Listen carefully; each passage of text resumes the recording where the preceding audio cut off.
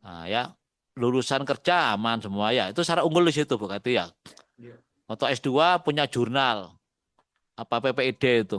Rata-rata persentase publikasi ilmiah internasional bereputasi atau nasional yang dihasilkan DPR dalam 3 tahun terakhir hanya 30% kok. Nah, ya, Sarjana terapan. untuk sarjana terapan ya. Kalau S1 tidak pakai jurnal, S2 pakai jurnal. Itu magister sama dokter. Kalau S1 nggak ada jurnal. Ya. Terus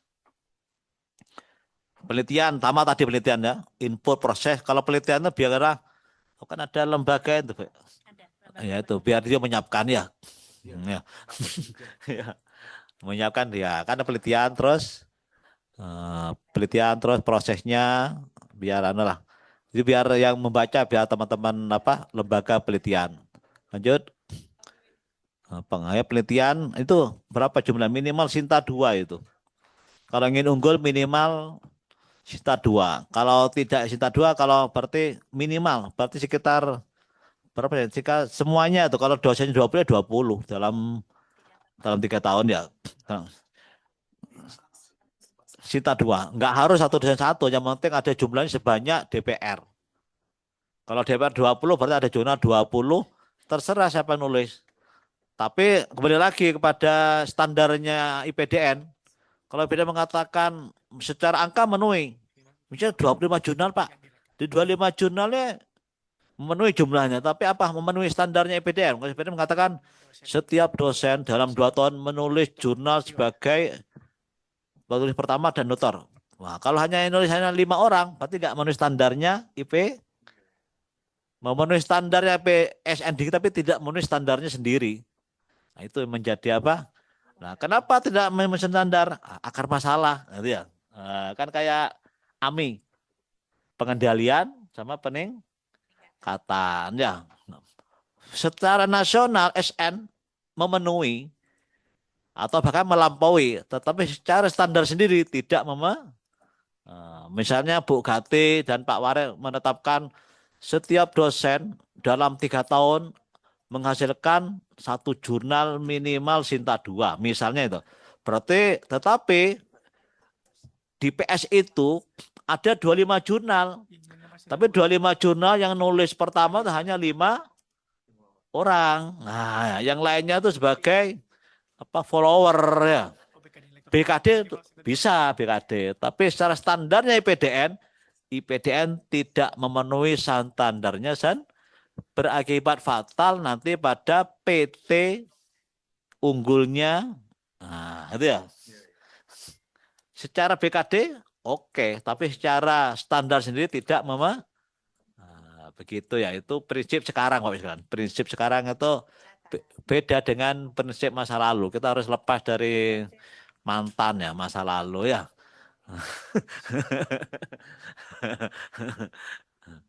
Itu ya, terlanjut penelitian, eh, pengabdian, ya. Bedanya S1, S2, S3 itu hanya jumlah yang apa? Jumlahnya saja itu. Ya, jumlah penelitiannya itu DPR. Terus ini PKM sama PKM tuh. PKM nanti begini, Pak Bisno. PKM tuh Bapak Ibu yang sering diundang oleh masyarakat, tidak harus internasional, itu coba didata. Makanya undangan kita jangan sampai langsung pada kita, tapi lewat IPDN. Walaupun HR-nya diambil sendiri ya. Jangan jangan wah ini gara-gara nanti IPDN nanti oh, ya, iya ya. Undangannya kita ini Bu ini diundang ini sebagai apa? Pemateri di mana? Pelatih MBG ya, pelatihan apa? Koperasi Merah Putih. Wah, itu kan sudah sama. Oh, Ibu Eva ya. MBG.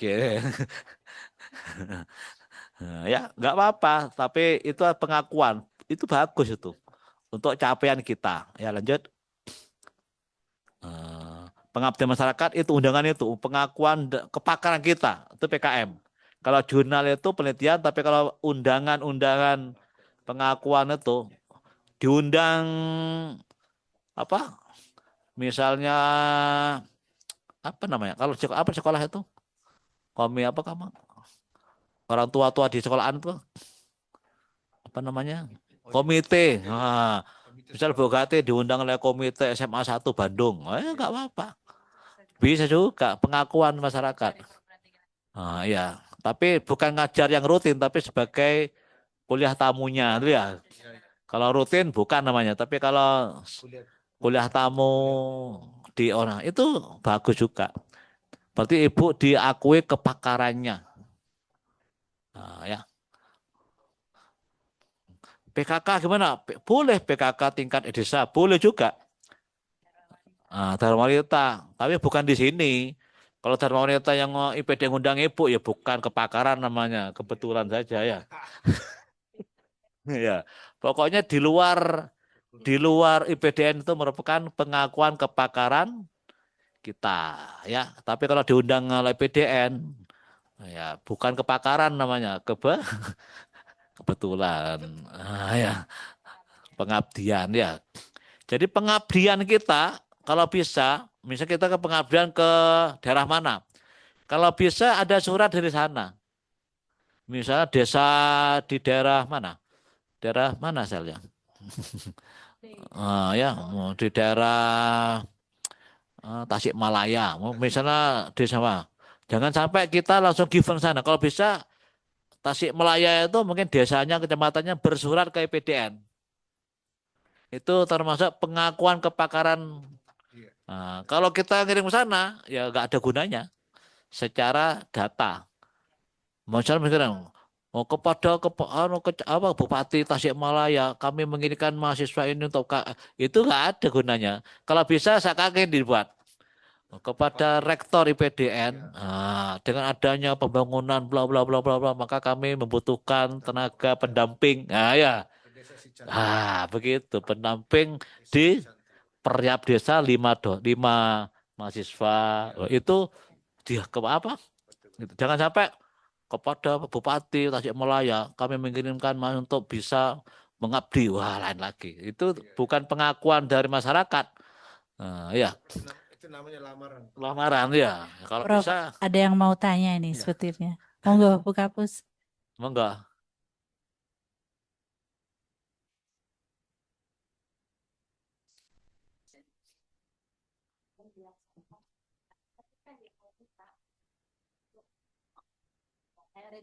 Nggak apa-apa, nggak apa-apa. Boleh, boleh saja. Boleh. Iya, boleh. Jadi nggak apa-apa. Makanya dibuat seperti itu ya. Atau misalnya ada kayak studi banding. Nah, ya. Nggak apa-apa. Tapi ada surat permintaan di sana, kami melakukan ini, itu nggak apa-apa. Ya, sebagai tidak harus Bugatti harus ke Halmahera, harus ke Fak sana ya. Tapi mereka ke sini, tapi ada surat ya. Ada surat menyuratnya. Paling enggak, tapi harus dilampir proposalnya, bukan hanya surat dari sana ya. Karena kegiatan. Supaya bisa diakui adalah ada proposal dari sana. Kenapa kok di sini kan ya? Nggak masalah.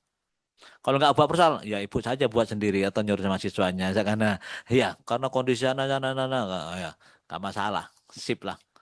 Jadi kita tidak menutup mata, ya.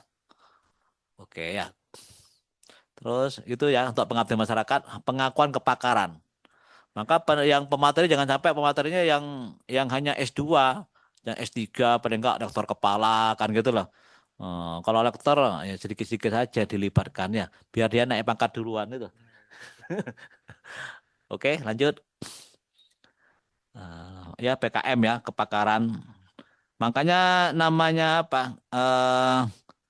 Nggak harus anu sih sini. Kalau sosial kan nggak harus hak cipta desain nggak. Ya, yang penting ada rekognisi itu. Ya, apa namanya jumlah luaran PKM dalam bentuk teknologi tepat guna, produk, kan jasa macam-macam itu ya. Lanjut. Apa ini? Oh, akuntabilitas masukan apa?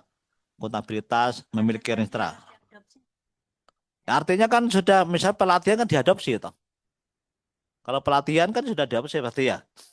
Ya, akuntabilitas punya renstra, renstra yang punya adalah fakultas. Kalau PS nggak punya.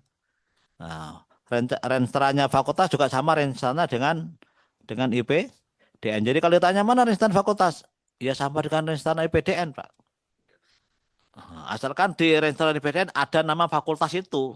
Oh ya, kalau di rencana apa IPDN tidak ada nama fakultas kita, ya nggak bisa. Oke, lanjut. Pengelolaan TIK ya biasa ya. Komitmen pimpinan PS untuk pengembangan prodi kepemimpinan operasional loh sudah. Ini masa lalu ini ya. Terus proses pada bagian ini dijelaskan dengan lengkap tentang keberadaan dan fungsinya lembaga etika. Ah, lembaga etika kadang-kadang ada yang asesor agak nyeledik.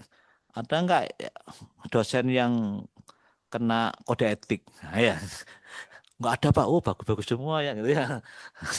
Padahal ada juga ya kadang-kadang dosen yang aneh itu. Kekerasan tidak harus kekerasan seksual, Bu. Kekerasan akademik ada. Apa akademik? Dicari sulit ya. DWA enggak jawab ya. Kekerasan akademik. Akademik itu ya. Dia tolak ya. Itu namanya kekerasan nakal. Sudah buat jadwal. Wah. Hah? Itu kemarin ada di mana? Tulungagung. Daerahnya Bupati di UIN Tulungagung meninggal dunia mahasiswi karena mengerjakan skripsi. Siapa tahu dia kekerasan akademik ya. Oh ya, ya. Lalu gini lagi. Kadang-kadang saya miris Pak. Ada juga dosen ini. Wah, kalau ikut saya pembimbing harus Skopus. Kok kekerasan akademik gitu. Karena S1 nggak wajib. Kalau kita mewajibkan sesuatu yang nggak wajib, namanya kekerasan akademik. Kalau Pak Prof, waktu bimbingan terus banting skripsi. Wah, tambah itu. Kekerasan Ya akademik. senior. Tidak harus apa? Tidak harus apa? Memegang mahasiswi. Enggak itu saja. Iya, enggak harus itu saja. Akademik. Ngomel-ngomel ya. DWA nggak jawab. Itu nggak harus, tapi nggak harus. Bukan begitu ya. Ya. Oh, ngapain uji mental? Waduh, Hati-hati kita. hati-hati kita nanti. Iya, akademik.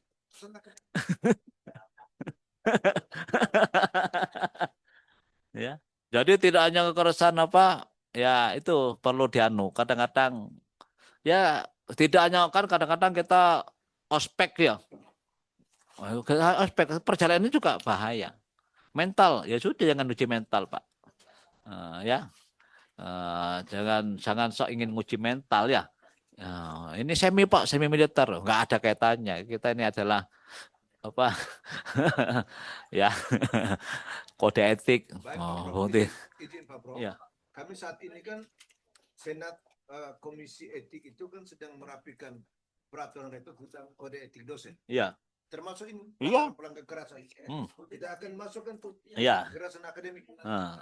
Jenis-jenisnya Ah. cari sulit. Oh ya. Nah, Nah ya. Ya. Ah. Kalau saya di atas Prof. Di atasnya ya. Di bawah dekan langsung. Langsung ya. Ngasih tugas juga. Ngasih tugas tidak wajar itu juga kekerasan. Ngasih tugas tidak wajar. Wajar. Ya. Wah itu ya. Misalnya anak S1 ya. Coba cari jurnal 10 jurnal. Wah ya. Yang Q1. Itu kekerasan akademik. Itu Pak Prof. Kecuali memang dari itu kita punya standar. Misalnya Bukati punya standar tugas minimal 10 jurnal, itu standarnya.